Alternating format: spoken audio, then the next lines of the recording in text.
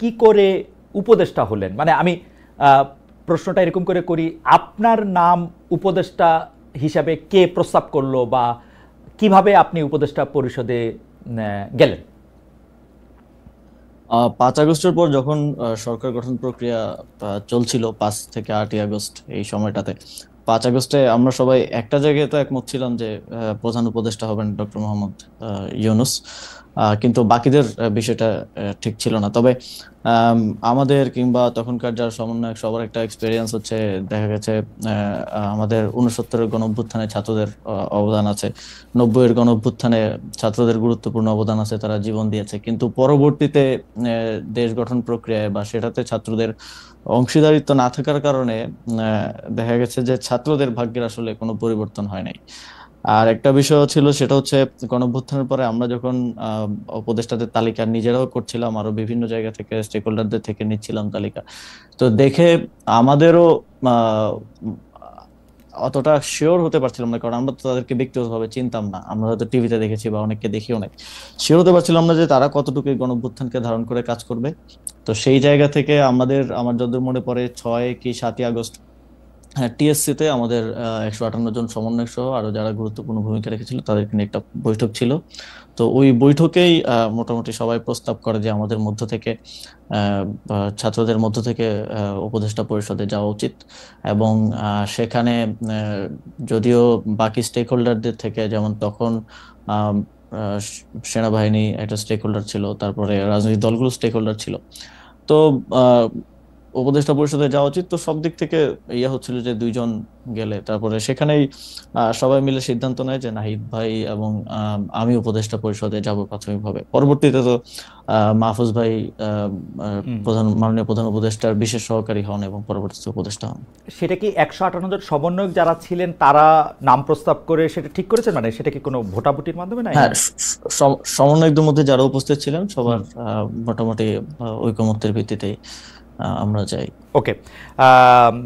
উপদেষ্টাদের তালিকার কথা আপনি বলছিলেন, সেই উপদেষ্টাদের তালিকা কার কার কাছ থেকে আসছিল? আপনারা মানে এই কারা উপদেষ্টা হবেন সেই সিদ্ধান্ত কি আপনারাই নিচ্ছিলেন, মানে যারা না, আমরা সমন্বয়ক? আমরা একটা প্রক্রিয়ার মধ্য দিয়ে গিয়েছি। সে সময়টায় আমরা একটা লিয়াজো কমিটি করেছি, আপনি যদি হুম। মনে করতে পারেন। জি। সেটার লিড দিচ্ছিলেন আমাদের বর্তমান উপদেষ্টা মাহফুজ আলম, হুম। এবং আরো 4-5 জন যারা বিভিন্ন সোসাইটির বিভিন্ন সেক্টরের সাথে বিভিন্নভাবে সম্পৃক্ত, হুম। হুম। ছাত্রদের মধ্য থেকেই। তো ওনারা মিলেই বিভিন্ন স্টেক হোল্ডারদের সাথে, যেমন বিএনপির সাথে আলোচনা হয়েছে উপদেষ্টা পরিষদ নিয়ে।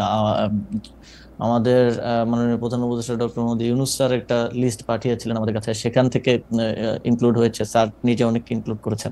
তো সবকিছু মিলিয়ে একটা উপদেষ্টা পরিষদ প্রাথমিকভাবে গঠিত হয়েছিল। পরবর্তীতে বিভিন্ন সময় সেটা আরো বর্ধিত হয়েছে।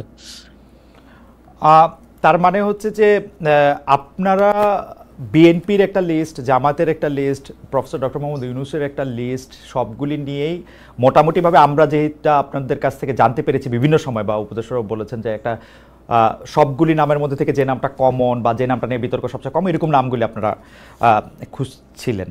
হুম। ফাইনালি আপনারা যে উপদেষ্টা পরিষদটা পান, সেই উপদেষ্টা পরিষদটা যেই সময় আপনি শপথ নিলেন, যাদেরকে দেখলেন বা তাদের নাম শুনলেন, সেটা নিয়ে আপনারা মোটামুটি সন্তুষ্ট ছিলেন সেই সময়? এখন পর্যন্ত আসলে সত্যি কথা বলতে গেলে সে উপদেষ্টা পরিষদের 50-60% মানুষকে আমরা চিনি। হুম। আর এর বাইরে অনেককে হয়তো আমরা চিনিও না, কিন্তু ঐকমত্যের ভিত্তিতে বা আমরা সোশ্যাল মিডিয়া কিংবা গুগল ঘেটে দেখেছি যে তাদের প্রোফাইল কিরকম। যেমন এমনও অনেকের নাম আসছে যাদের প্রোফাইল বা ব্যাকগ্রাউন্ড একটু প্রবলেমেটিক, তো হুম। আমরা বিভিন্ন জন থেকে খোঁজ নিয়ে তাদের নাম বাদও দিতে হয়েছে। আবার হুম। এমন নাম আসছে যেটা হয়তো বিএনপির পছন্দ হয়নি বা ওকে। এর খুবই রিজিড পজিশন ছিল, সেটাও বাদ দেওয়া হয়েছে।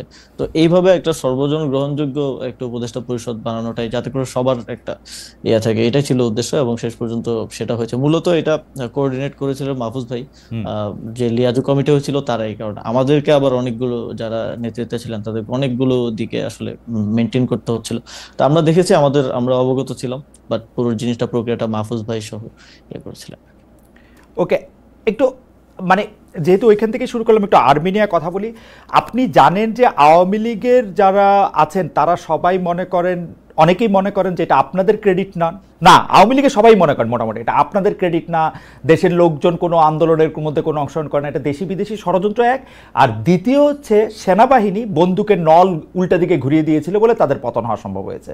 এবং বিশেষ করে সেনাপ্রধানকে তারা দায়ী করেন যে সেনাপ্রধানের বেইমানির কারণেই, কোট আনকোট বেইমানির কারণেই আসলে তাকে দেশ ছেড়ে চলে যেতে হয়েছে বা আওয়ামী লীগ সরকারের পতন হয়েছে। কিন্তু সেই সেনাপ্রধানের ব্যাপারে আপনার বক্তব্য, যেমন আপনি বলেছিলেন যে বুকে পাথর জমা রেখে তিনি ডক্টর মোহাম্মদ ইউনূসকে আসতে বলেছিলেন, বা সেনাপ্রধান ওয়াকার সাহেবকে সরানোর ক্ষেত্রে আপনাদের সাবেক সহযোদ্ধা বর্তমানে এনসিপির নেতা জনাব হাসনাত আবদুল্লাহর কিছু কথা, সেই সবগুলি বিষয় আপনার সাথে সেনাবাহিনীর সম্পর্ক বা সরকারের সাথে সেনাবাহিনীর সম্পর্ক খারাপ করেছে কিনা, বা সরকারের সাথে সেনাবাহিনীর সম্পর্ক আলাদা কোনো কিছু কিনা, নাকি সেনাবাহিনী একটা ডিসিপ্লিন, মানে এটা একটু আপনার কাছে একটু জানতে চাই। বিশেষ করে আপনার বক্তব্যের পরে এটা এরকম মনে হয়েছে কিনা ডক্টর মোহাম্মদ ইউনূস হয়তো সেনাপ্রধানকে এখন থেকে খারাপ ভাবতে শুরু করলেন যে উনি যেহেতু আমাকে চানই নাই তাহলে আমিও ওনাকে চাই না, ব্যাপারটা এরকম হয়েছে কিনা? সেনাবাহিনীর সাথে সরকারের কিংবা আমাদের তো কোনো বিরোধ নেই সেনাবাহিনীর সাথে, বরং আমরা মনে করি যে 5ই আগস্টের এবং এর পূর্ববর্তী গণঅভ্যুত্থানের সময়টাতে জুনিয়র অফিসার সহ যারা আছেন তাদের একটা চাপ ছিল যে তারা কোনোভাবেই গুলি করবেন না। সেটা বিভিন্ন মাধ্যমে আমরা দেখেছি, দরবার হলের মিটিং এর ইনফরমেশন লিক হয়েছে, সেখানে আমরা দেখেছি। তো তাদের এই অবদানকে অবশ্যই আমরা স্বীকার করি। তবে কিছু একটা জায়গায় আমার মনে হয় যে জায়গাটায় কনফ্লিক্ট সেটা হচ্ছে আওয়ামী লীগের প্রশ্নে, যেটা আমাদের যেই সরকার গঠনের উদ্দেশ্যে 6 তারিখ বঙ্গভবনে যে বৈঠক হয় 3 বাহিনী প্রধান এবং রাষ্ট্রপতির সাথে, সে সময়কার আমি আগে একটু বলে নিই, কারণ এর আগে যখন কথা বলছি সবাই অনেকে বলতেছিল যে আমার শপথ ভঙ্গ হয়েছে। আমার শপথ গ্রহণ হয়েছে 8ই আগস্ট। 8ই আগস্টের পূর্বের যে কোনো সময়কার বক্তব্য আমার শপথের মধ্যে ইনক্লুডেড হবে না। 8ই আগস্টের পরবর্তী যদি কোনো আমি রাষ্ট্রীয় গোপন তথ্য পাবলিক করি তা সেক্ষেত্রে আমার শপথ ভঙ্গ হতে পারে। তো গোপনীয়তা শপথ ভঙ্গ হওয়ার বিষয়টা অনেকে বলেছে। তো সেই মিটিংটা ছিল 6 আগস্ট, সরকার গঠন প্রক্রিয়া আমরা যখন ইয়াতে আলোচনা করি। তো সেখানেই এটা আমি আমার আগের বক্তব্য বলেছি যে সেখানে এই কথাটা এসেছিল যে সেনাপ্রধান বলেছিলেন যে দেশের 30-40% মানুষ তো আওয়ামী লীগকে সাপোর্ট করে। তো যে অন্তর্বর্তীকালীন সরকার আসবে সেটার তো সবার কাছে গ্রহণযোগ্য হইতে হবে। তো আওয়ামী লীগের সেই 30-40% মানুষ তো ডক্টর মোহাম্মদ ইউনূসকে হেট করেন। তো এটা নিয়ে আমাদের 3-4 ঘন্টার মতো প্রায় এই টপিক সহ আরো প্রাসঙ্গিক অন্যান্য টপিক ছিল, বাট এটাই ছিল মূল টপিক। 4 ঘন্টার মতো সম্ভবত বৈঠক হয়েছিল।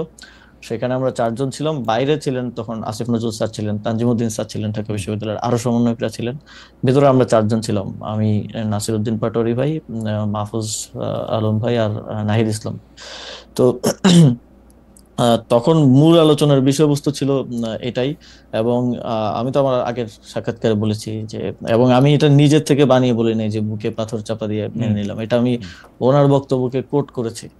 সো এবং এই বিষয়ে আমার জানা মতে কোনো রিবাটাল বা এরকম কিছু তো আসে নাই। তো সেই জায়গা থেকে আমার জায়গা থেকে আমার মনে হয়েছে যে আওয়ামী লীগের প্রতি সিম্প্যাথি থাকাটা এবং আওয়ামী লীগকে ফিরে আনার কিংবা নানা, যেমন এখন একটা কথা শুনতে পাওয়া যায় যে জাতীয় পার্টিকে প্রধান বিরোধী দল করার জন্য একটা তোড়জোড় চলতেছে। এই যে মেকানিজম করে যে মানুষের ম্যান্ডেট কে ইয়ে করা, ম্যানিপুলেট করার একটা প্রক্রিয়া। এবং এই যে আমি যতদূর জানি যে যারা ডামি এমপি ছিল, তারপর আওয়ামী লীগের যারা সাপোজ যাদের ইমেজ অতটা খারাপ না, তাদেরকে জাতীয় পার্টি থেকে ইলেকশন করানোর একটা পরিকল্পনা চলছে। এই ধরনের উদ্যোগ বা এই ধরনের বিষয়গুলোর কারণেই কিন্তু আমি ব্যক্তিগতভাবে এবং সরকারেরও বিভিন্ন অংশ এই বিষয়টা নিয়ে হয়তো স্কেপটিক্যাল থাকতে পারে। এবং সেটা কতটুকু আসলে যেটা বলছেন যে স্যারের সাথে সম্পর্ক খারাপ, এটা আমি কখনো দেখি নাই। স্যার সবসময় সবাইকে ওন করে, সবাইকে সাথে নিয়ে আসলে কাজ করতে চান। এবং মূলত 5ই আগস্টের পরে, এত বড় একটা অভ্যুত্থান বিপ্লবের পরে বাংলাদেশে যে পরিস্থিতি খারাপের দিকে যায় নাই, দেশটা যে একটা গৃহযুদ্ধের দিকে যায় নাই, বরং আস্তে আস্তে আরো স্টেবিলিটির দিকে আসছে, এটা মূলত স্যারের এই সবাইকে অ্যাকোমোডেট করে কাজ করার মানসিকতার কারণেই সম্ভব হয়েছে।